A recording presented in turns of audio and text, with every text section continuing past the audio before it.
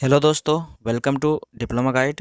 दोस्तों, आज के इस वीडियो में मैं आपको बताऊंगा इंग्लिश को कैसे सीखना है। जो इंग्लिश प्रॉब्लम है, आप जानते हैं कि जो हिंदी मीडियम से पढ़ाई करते हैं वो पॉलिटेक्निक में जब आते हैं तो उसको इंग्लिश मीडियम यहाँ फेस करना पड़ता है। इंग्लिश में बुकें मिलती है, ठीक है।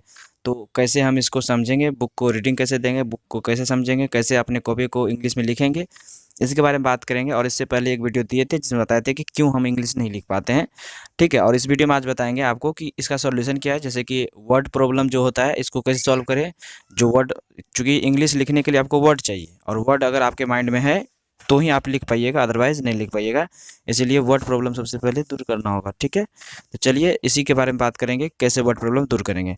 देखिए, सबसे पहले हम बताते हैं वर्ड प्रॉब्लम दूर करने का जो बेस्ट तरीका है वो ये है कि आप प्लान करके आप 100 वर्ड एक दिन में याद करिए। हम आपको ये ऑन एवरेज बता रहे हैं, आप 100 की जगह 200 300 भी याद कर सकते हैं या 50 भी याद कर सकते हैं, वो आपके ऊपर डिपेंड करता है, ठीक है, कितना आप याद कर सकते हैं। बट ये आपको एक ऑन एवरेज बता दिया कि 100 वर्ड के आसपास आपको रोज़ याद करना है, ठीक है। अब वो कौन सा वर्ड याद करना है उसके बारे में बात करते हैं, ठीक है। तो जो डेली लाइफ में यूज होता है ना वर्ड, उसको याद करना है, ठीक है। अब डेली लाइफ में जो वर्ड यूज होते हैं उसको याद करिएगा, और साथ साथ आपको बताते हैं और क्या याद करिएगा। जो बेसिक जो वर्ड्स होते हैं ना, जैसे कि कुछ कुछ आप बेसिक्स वर्ड होते हैं जो ट्रांसलेशन सब में दिए हुए हैं, ठीक है। बेसिक्स ट्रांसलेशन में दिए हैं वर्ड, उसको याद करना है। फिर उसके बाद आपको एक बताते हैं, आपको यहाँ पर एक ऐप है, ठीक है, जिसका नाम है गूगल ट्रांसलेट, ठीक है। इस नाम से ऐप है, आप डाउनलोड करिएगा प्ले स्टोर से, ठीक है। प्ले स्टोर से आप जाके डाउनलोड करिएगा ना, ठीक है। ये गूगल का ऐप है और ये आप जाके डाउनलोड कीजिएगा। इसमें आपको क्या होगा कि आप अगर किसी वर्ड का इंग्लिश आपको उसका हिंदी नहीं जानना है तो वो आप जान सकते हैं, या कोई वर्ड आपके पास हिंदी में है उसका इंग्लिश जानना है तो वो भी जान सकते हैं, ठीक है। तो मतलब ये हिंदी टू इंग्लिश है और इंग्लिश टू हिंदी है, दोनों है। मतलब हिंदी से इंग्लिश आ सकते हैं, इंग्लिश से हिंदी आ सकते हैं, ठीक है। और सब भी लैंग्वेज है, बहुत सारे लैंग्वेज है, जैसे कि वर्ड है उसको इंग्लिश कर दीजिए और इंग्लिश में है तो हिंदी कर दीजिए। यहाँ तक कि ये भी होता है कि जैसे कोई बुक है वो इंग्लिश में लिखा है, उसको अगर हिंदी में समझना है तो उस बुक का फ़ोटो खींचिए, ठीक है। आपको इसका एक प्रैक्टिकल दिखा देंगे, ठीक है, किस अगले वीडियो में, कि कैसे हम इसको जो है कि प्रैक्टिकल करके देखेंगे, इसका यूज़ कैसे करेंगे इस ऐप का, ठीक है, आपको बताएंगे, ठीक है। और इसमें करते क्या है, कुछ नहीं, बस जो जैसे कोई बुक है जो इंग्लिश में लिखा है, ठीक है, अगर उसका हिंदी समझना है तो उस बुक को का फोटो खींचिए, उसको क्रॉप कीजिए, ठीक है। और जो जो वर्ड है उसको सबको स्क्रैच करके इस ऐप पर लाइए, ठीक है। आपको उसका हिंदी देगा कि क्या लिखा है, उस इंग्लिश का हिंदी दे देगा, ठीक है।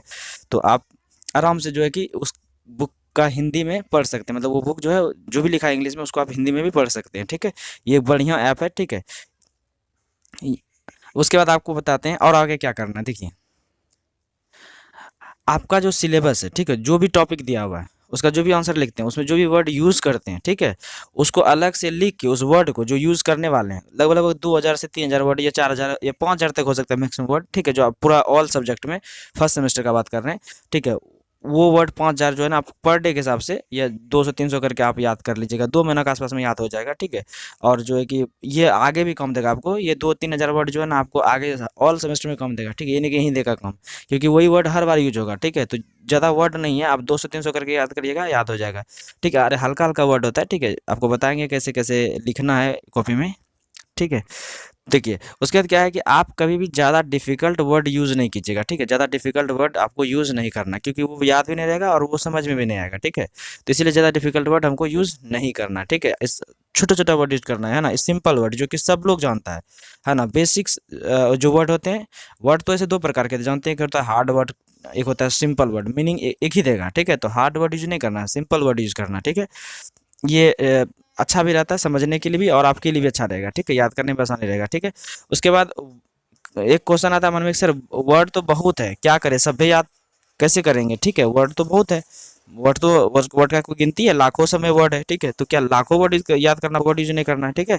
तो सबसे पहले हम बताते हैं आपको कि जो भी वर्ड है उस सभ्य को याद नहीं करना, हम वही बता रहे हैं कि सबको याद नहीं करना, ठीक है।